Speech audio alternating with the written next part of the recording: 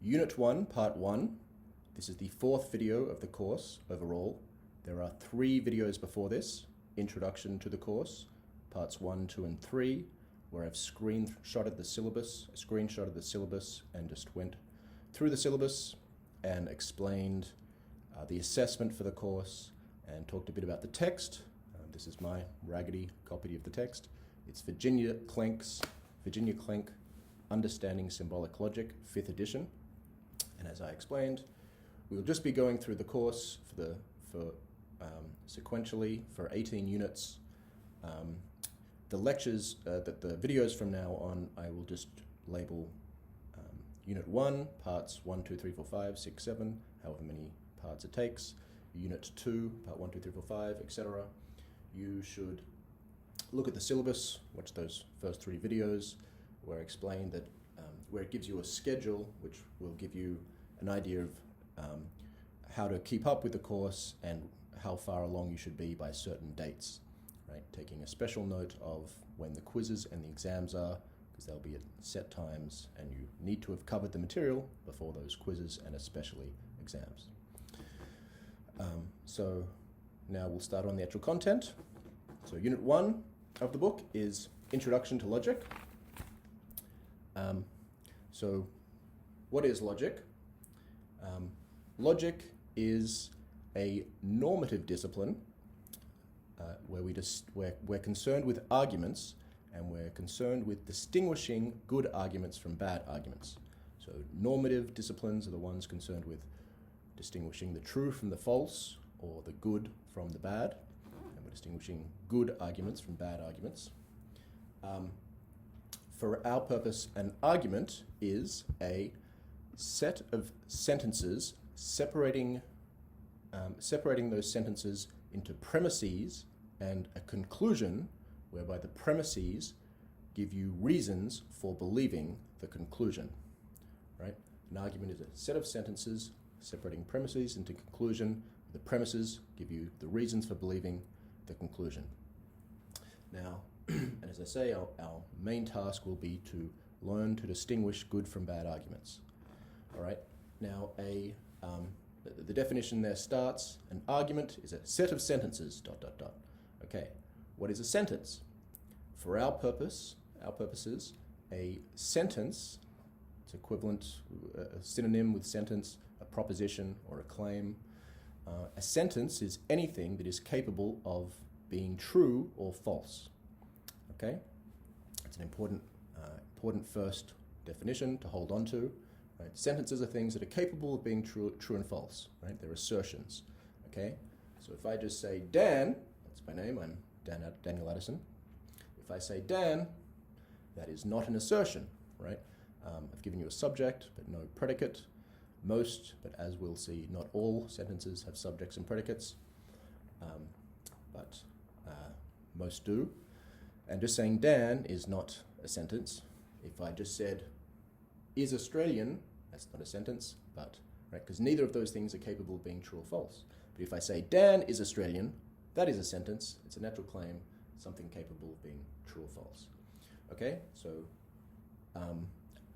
anchor your understanding of the definition of an argument with the idea of an argument is a set of sentences separated into premises and conclusion. Premises give you reason for believing the conclusion. Where sentences, things capable of being true or false. Okay. All right. In the introductory unit of Klenk, she will introduce you to logic. As she'll explain in the first few pages, it's about different ways of explaining what it's about. It's about inference, right? It's all about the connection between the premises and the conclusion, right? So it's all about inference. We're concerned with arguments where a conclusion, a good argument, will be where the conclusion follows from the premises. She will introduce you, I think, in section 3 of Unit 1. In Unit 1, the most important sections, the crucial sections that I'll be spending most of the time on, are sections 4 and 5.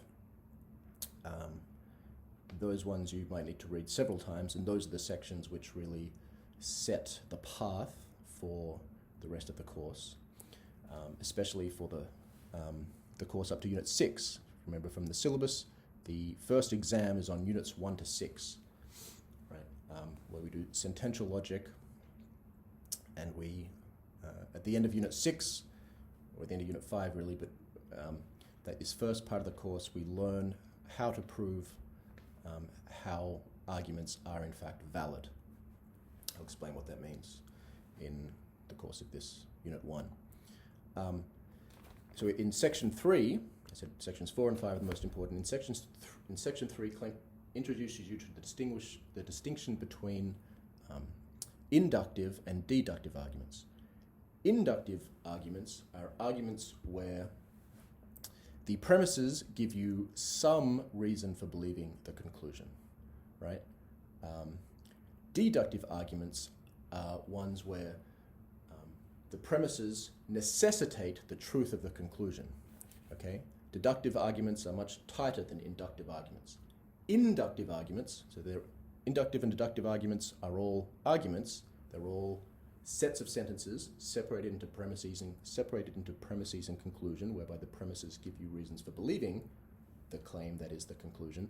But with inductive arguments, even a good inductive argument is one where it is possible for the premises to be true and the conclusion false. I think she gives examples like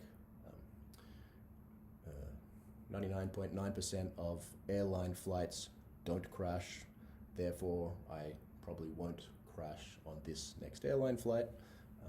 Right? It's a good argument, but it's still possible for premise to be true, conclusion to be false. Deductive arguments are one where, as I say, it is not possible. So the basic definition of a deductive argument, two ways of saying it, it is not possible for the premises to be true and the conclusion false.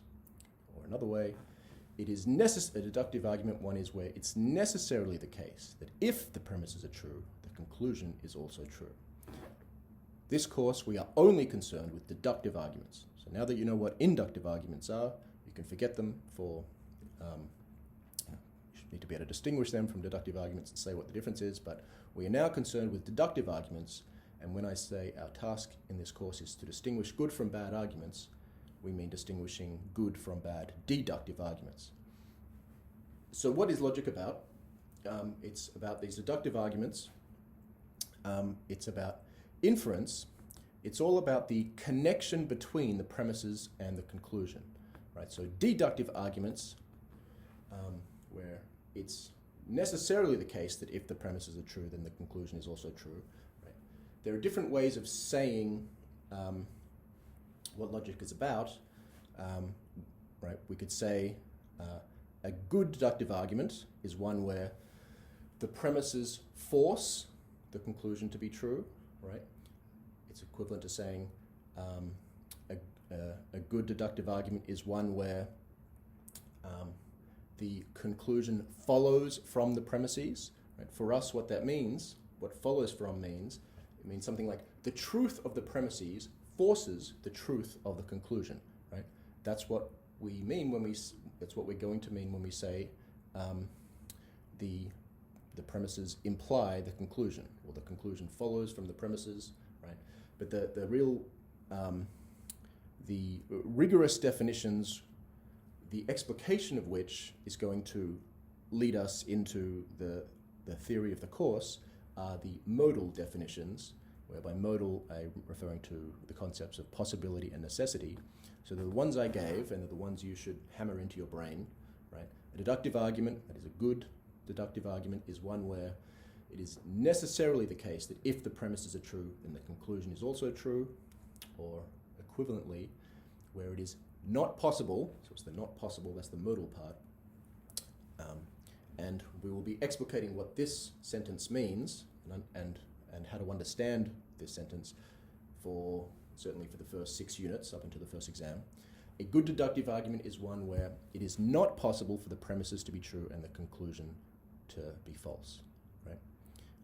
We're doing ambivalent logic, which means sentences are considered to be either true or false. So if it's not true, then it is false. If it's not false, then it is true.